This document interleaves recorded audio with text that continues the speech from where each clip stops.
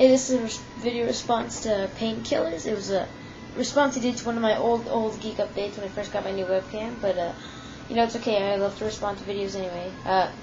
He just asked a couple questions. It was on Geek Update version 1.1, and I believe he asked some questions on webcams. And I'm not sure. It's Painkillers, I think 6. I'm not sure. Sorry if I got that wrong. But he asked in the video, what webcams do I rely on? Like, I guess you mean like what do I depend on? Well, really, I love Logitech. Like I said, the hardware in the webcams is great. You know, it can withstand a lot. You know, though it is made out of plastic stuff, but this thing is pretty. They have pretty safe. What do you call that? Rubber. How should I say this? Latches. Not latches, but I guess you can say a stand or a mount. The mount really stations anywhere. Like right now, it's on top of my speaker. Haven't really had an issue with the webcam itself, like falling or hitting the floor or anything.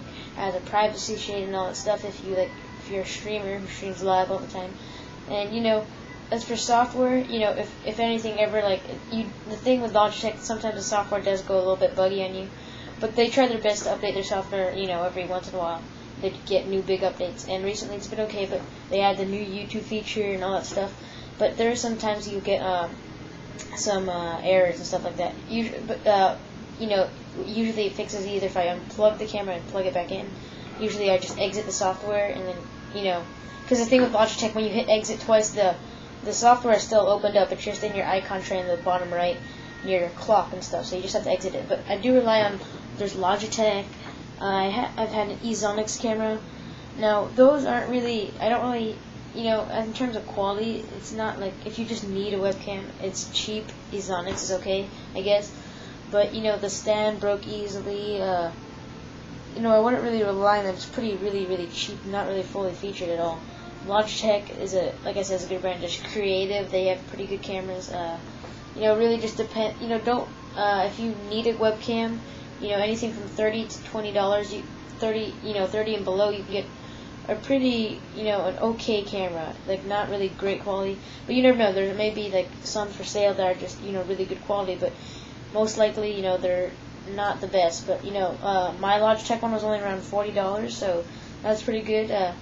Because you also asked what webcams do I like, I believe, or you know, rely on and recommend, as you said. As I said, Logitech. I love Logitech. I recommend Creative as well. There's also, of course, if you have a Mac and Apple eyesight, you can get the old ones, the external ones. You can probably pick one of those up on eBay, and you know, those are pretty good, great cameras. But I'm not sure if you have a Mac. So, what else is there? Check out Logitech, of course, and Creative. Now, as for, I don't really know many. I do know some webcam brands, but like, you know, some of them are no-name brands. I think Micro is a pretty good brand. Like they are costly, but you know, go for the higher costing cameras, because you know, Micro tends to cost a lot on their products. But there is one in particular that's similar to the Orbit AF. It's only around $60, so it's a good buy. But you know, for Logitech products, I would like, you know, like a lot of people don't like the software, but you know, set that aside, the camera itself is great. I would recommend the Orbit AF if you really want a great camera. And if you're going for a Micro, I would go for, I'm not sure what it's called, but it's around like $54.99. It's black and it's like rotates and stuff like that. It's like, I'm not sure what it's called. You have to look into, I'll have to look into that. And you talked about the Apple eyesight as well. Oh, Apple eyesight, you said what laptops I think come with the built-in camera.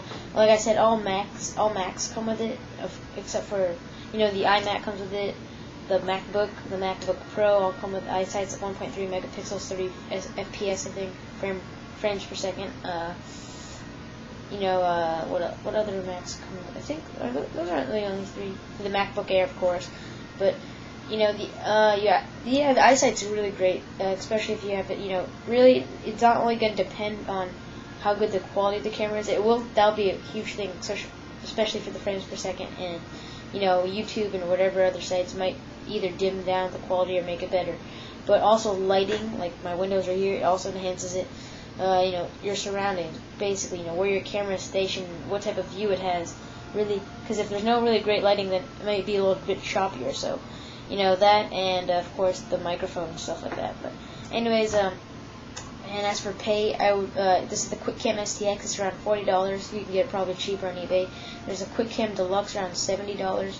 Really, I would, if you want a really like a decent camera, I would go from anywhere from 45 to 45 to 90, 45, 85ish around there. If you want a better camera, actually 45 to 75 is around where you get really decent cameras. But from beyond there, you get great cameras.